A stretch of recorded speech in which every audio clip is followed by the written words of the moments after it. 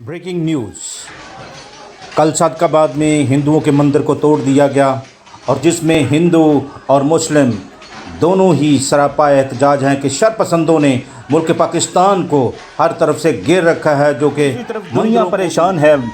पाकिस्तानी और हिंदू जो कि पाकिस्तानी हैं वो परेशान हैं पाकिस्तान के हालात देख के, मिनॉरिटीज़ के इन हालात को देखकर बड़े ही परेशान हैं।